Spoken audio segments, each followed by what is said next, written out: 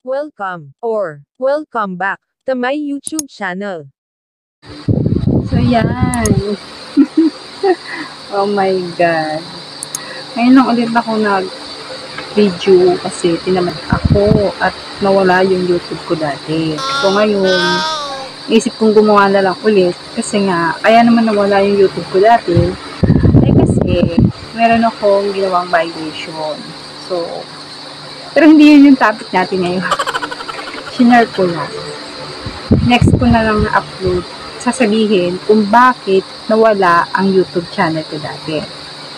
So, ang topic natin ngayon ay paano nawala yung nasa mukha ng anak ko.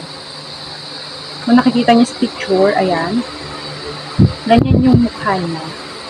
Yung nagkasugat dito. Hindi naman siya sugat. Para siyang nagsimula sa butol. Tapos, lumaki niyang lumaki. Nagsimula lang yun sa maliit na butol. Tapos lumaki niya ng lumaki. Ang tinatawag nila sa ganon, dito sa amin ay mamaso. So, yun. Ewan ko sa inyo, pero dito ay mamaso. So, hindi man lang nag-iwan ng peklat sa anak ko nung nawala yun sa mukha niya. Grabe din mo. Itsura ng mukha ng anak ko. Tapos, ito na siya after kong gamutin. Oh? Interesado na ba kayo malaman ko ano yung pinahid ko or ginamot ko sa face ng anak ko? So, bago natin simulan, intro muna tayo.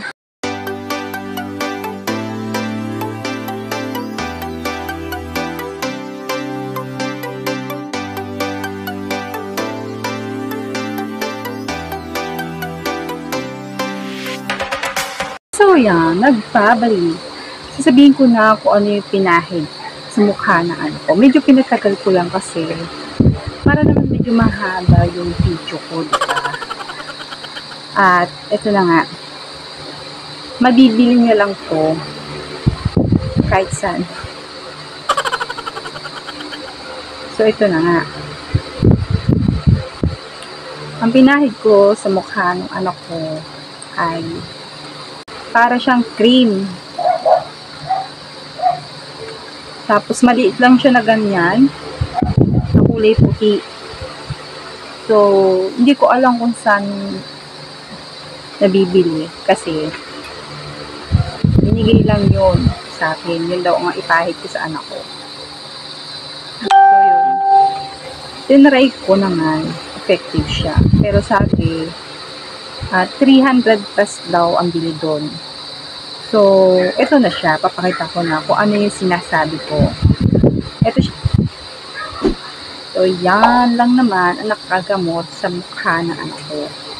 Ang ginawa ko lang, hindi ko niliguan yung anak ko. Kasi kapag daw lagi nababasa yun, lalo daw hindi gagaling. So, hindi ko muna niliguan. Hinaw lang at punas-punas ang anak ko. Tapos, pagkatapos nun, nilinisan ko ng yung niya, sugat niya dito sa mukha. Pagkatapos, tsaka ako pinahidan ng cream yung mukha ng anak ko. Pinapahidan ko ng umaga, tanghali at gabi. Kasi nga, sobra yung sugat niya sa mukha. Halos kainin na yung buong pisngi, itong isang pisngi niya. Kaya yun, noong 3 times a day ko ginawa, nakita ko nawawala na. Ginawa ko 2 times a day. Tapos hanggang sa nawala na, hinigil ko.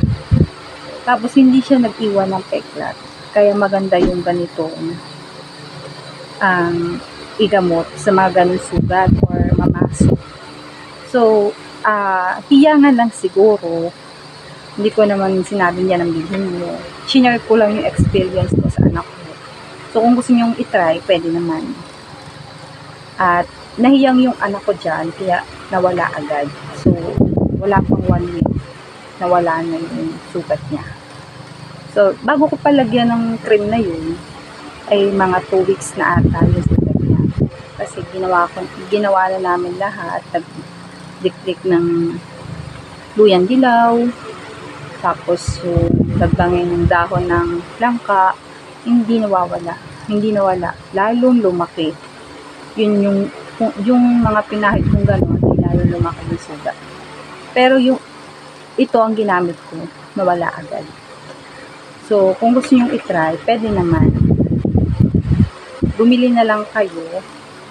At tanong nyo din sa bibilhan nyo kung pwede yun sa anak nyo.